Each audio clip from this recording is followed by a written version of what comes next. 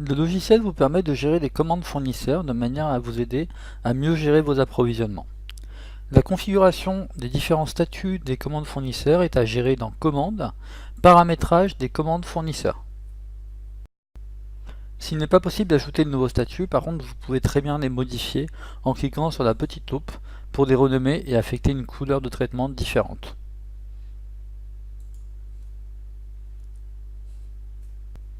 Il convient ensuite de rentrer les différents fournisseurs auprès desquels vous vous approvisionnez. Pour cela, rendez-vous dans Articles, Gestion des fournisseurs.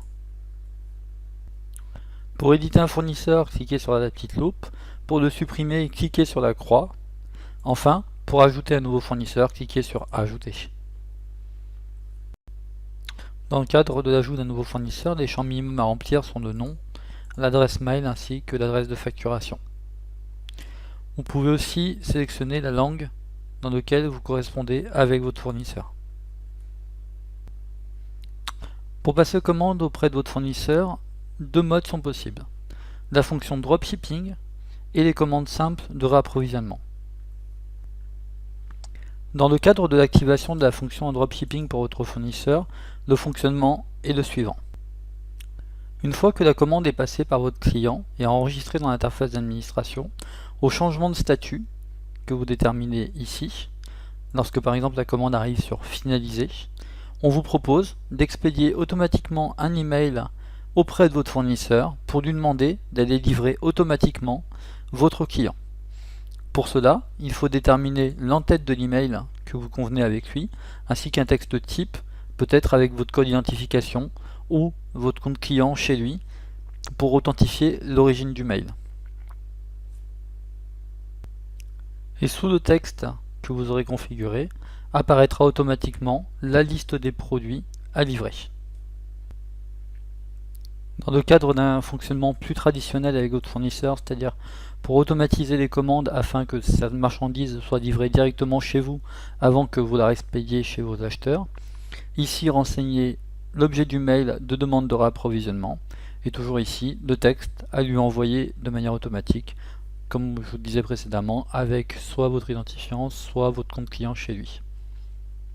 Enfin, pour enregistrer et créer de nouveaux fournisseurs, validez en bas de page. Maintenant, afin de pouvoir utiliser la fonctionnalité de demande d'approvisionnement automatique auprès des fournisseurs, il est important d'associer vos articles à vos fournisseurs. Pour cela, il y a deux solutions. La première, dans le cadre où vous ne gérez pas forcément des stocks pour vos produits, vous pouvez fonctionner à partir de la gestion des articles. Donc, article, gestion des articles. Lorsque vous éditez un article par exemple, vous sélectionnez ici directement le fournisseur principal de votre produit. Et vous validez pour prendre en compte la modification.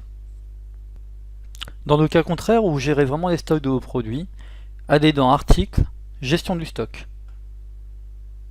Lorsque vous ajoutez un nouvel article en stock, donc par exemple on quitte de fixation,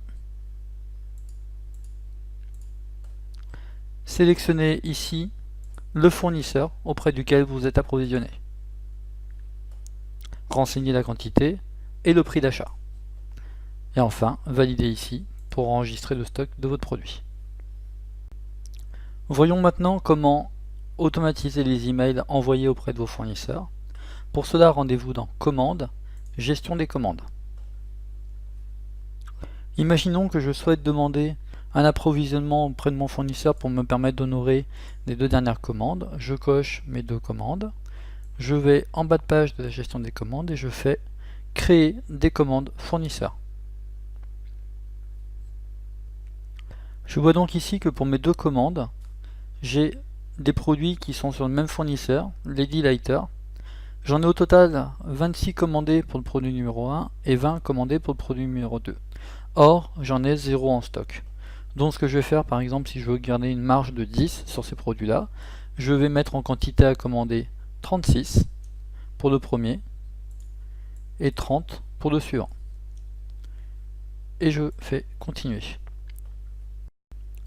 Dans la pop-up, on me propose deux choses. La première, c'est de créer une nouvelle commande pour ce fournisseur. La seconde, c'est éventuellement d'affecter les produits à une commande que j'ai déjà en cours de constitution pour ce même fournisseur. Dans notre exemple, nous allons créer une nouvelle commande. et je valide ici.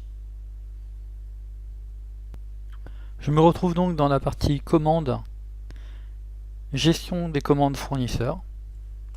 Je retrouve bien la commande que je viens de créer. Je peux l'éditer en cliquant ici et ajouter éventuellement des produits à la commande que je vais passer auprès de mon fournisseur.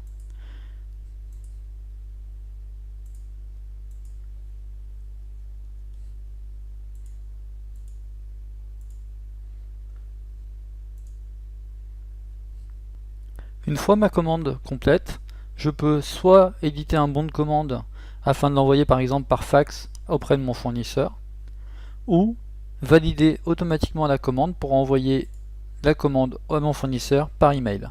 Dans ce cas-là, la commande passe en attente de réception des produits. Le jour où vous recevez la marchandise de votre fournisseur, il vous suffit juste de retourner dans la commande que vous avez passée et de pointer les différents produits que vous avez reçus. Pour cela, deux solutions. Soit vous saisissez manuellement les quantités que vous venez de recevoir, en les comptant et en mettant, par exemple pour ce produit-là, j'en ai bien reçu 30. Soit, dans ce champ ici, vous saisissez la référence ou vous scannez le code barre du produit. Auquel cas, ça a pour but à chaque ajout de monter la quantité que vous avez ici. Donc c'est vrai que si vous flashez votre code barre une fois, deux fois, trois fois, ça viendra incrémenter automatiquement. Vous voyez que si la quantité est inférieure à la quantité que vous aviez commandée, le chiffre est en rouge. Si au contraire on a la bonne quantité reçue par rapport à ce qui avait été commandé, le chiffre est en vert. Par contre, si vous en recevez plus que ce que vous auriez dû, le chiffre passe en orange. Pour valider ensuite la réception de la commande, il vous suffit tout simplement de valider ici.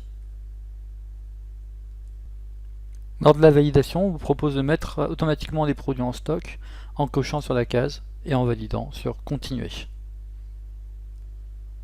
Dans ce cas-là, nous remarquons que notre commande passe en réception finalisée.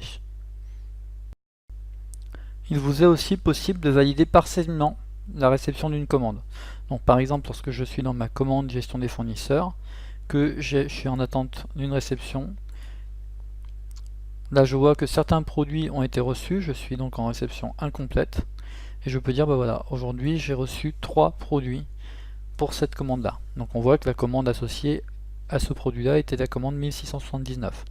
Donc je sais que je vais pouvoir renvoyer les produits qui manquaient à mon client, donc je vais mettre une quantité de 3, je valide, je ne vais pas ajouter les produits en stock puisque je vais les mettre immédiatement en colis pour approvisionner mon client. La quantité a été validée, je sais que je n'ai plus de produits à recevoir pour celui-ci, mais ma commande reste en réception incomplète.